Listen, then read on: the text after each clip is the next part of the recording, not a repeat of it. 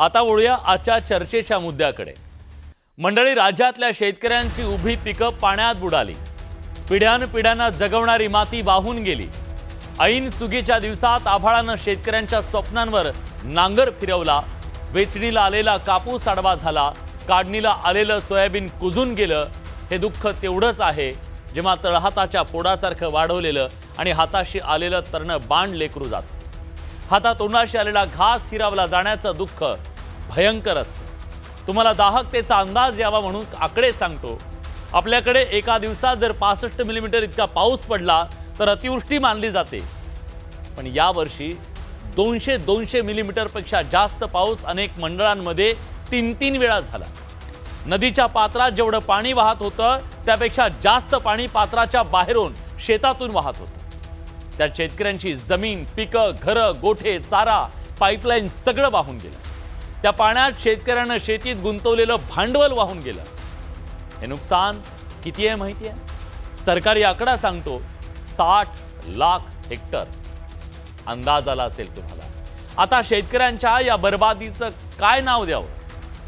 त्याला ओला दुष्काळ म्हणावं, टंचाई म्हणावं की अजून काय म्हणावं, यावरून राजकीय वादंग सुरू आहे। मॅन्युअलमध्ये ओला दुष्काळ हा शब्द कुठेच नाहीये, तो कधीच जाहीर झाला नाहीये असं मुख्यमंत्री म्हणाले। तर विरोधात असताना ओल्या दुष्काळाची मागणी कशी केली असं माजी मुख्यमंत्री उद्धव ठाकरे म्हणाले। त्यामुळे आजी मुख्यमंत्र्यांमध्ये आरोप प्रत्यारोप सुरू आहेत। दरम्यान संकटात शेतकऱ्यांना मदत करण्यासाठी साखर सम्राटांनी पुढे यायला हवं असं मुख्यमंत्र्यांनी आवाहन केलं। पण पूरग्रस्तांच्या मदतीसाठी प्रति टन 15 रुपये कपातीला कारखानदारांनी विरोध केला। लक्षात घ्या, लहान मुलं आज खाऊसाठी दिलेल्या पैशातून केलेली बचत शेतकऱ्यांच्या मुलांसाठी देत आहेत, पण खाऊन गब्बर झालेले खिशात हात का घालत नाहीत असा सवाल विचारला जातोय। या मुद्द्यावरून सुद्धा राजकारण सुरू झालंय। सरकारी मदतीसाठी उशीर का होतोय हा सवाल विरोधक विचारतायत आणि सत्ताधाऱ्यांना धारेवर धरतायत। पण महाराष्ट्राला तुम्ही सगळ्यांनी हे सांगायला हवं की आज संकटाच्या काळामध्ये या सगळ्या मुद्द्यावरून जे राजकारण होतंय, ज्या तोफा धडाडतायत, या सगळ्यातनं सामान्य माणसाच्या पदरात काय पडणार आहे? या राजकीय आरोप प्रत्यारोपात मुद्दा हरवून जाऊ नये ह्या सामान्य माणसाची अपेक्षा आहे। बघूया याबद्दलचा हा खास रिपोर्ट। घ्यायला तयार, शेतकरी मदतीला नकार। साखर सम्राटांच्या खाऊ वृत्तीचा धिक्कार। सरकारचा प्रस्ताव कारखानदारांना अमान्य। आता ऊस उत्पादकांकडून होणार वसुली।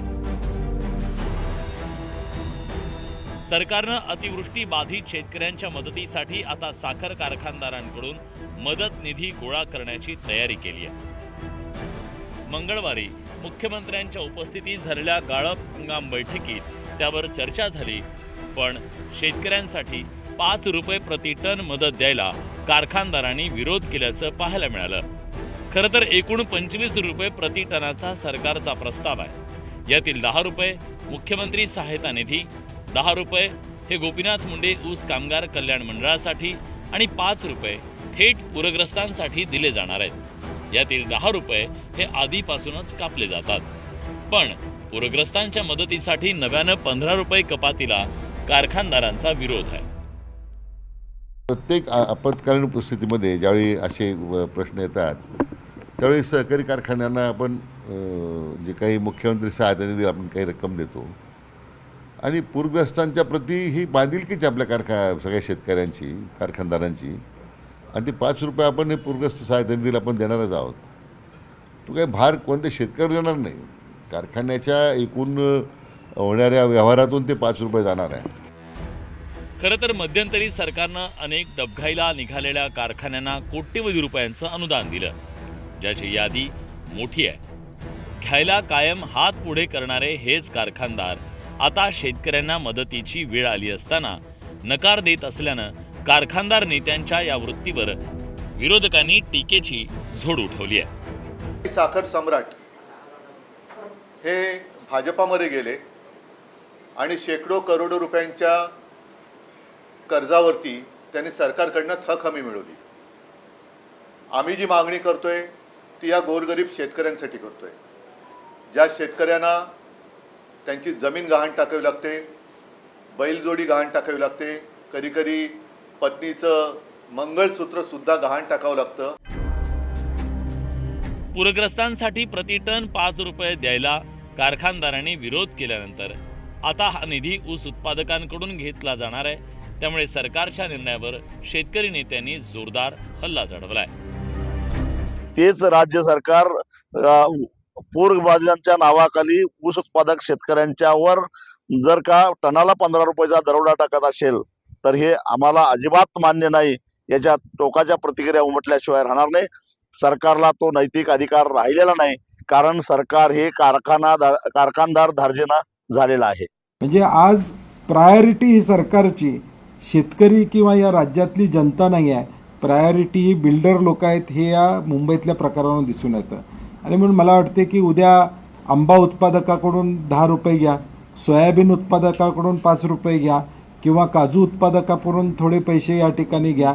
म्हणजे आत्ता ऑलरेडी शेतकरी अडचणीत आहे. तो अडचणीतनं त्याच्यावर परत हादीभार लावून हा या ठिकाणी शेतकऱ्यावर दरोडा टाकण्याचा प्रयत्न आता. मराठवाड्याच्या शेतकऱ्यांवर यंदा अभूतपूर्व संकट उठवलंय. या संकटातून शेतकऱ्यांना बाहेर काढण्यासाठी सगळ्यांकडून मदतीची गरज आहे. पण शेतकऱ्यांच्या जीवावर आपल्या खळग्या भरणारे साखर सम्राट शेतकऱ्यांना मदतीसाठी धजावत नाहीयेत, हे दुर्दैव आहे. त्यामुळे आता सरकार ऊस उत्पादक शेतकऱ्यांकडूनच अतिवृष्टी बाधित शेतकऱ्यांच्या मदतीसाठी प्रयत्न करत आहे, असं चित्र आहे. सरकारचे हे प्रयत्न किती यशस्वी होतात, अतिवृष्टीनं कोलमडलेला शेतकरी उभा राहण्यासाठी किती जण पुढे येतात, याकडे सगळ्यांचं लक्ष लागलं. शरद जाधव, न्यूज 18 लोकमत, मुंबई.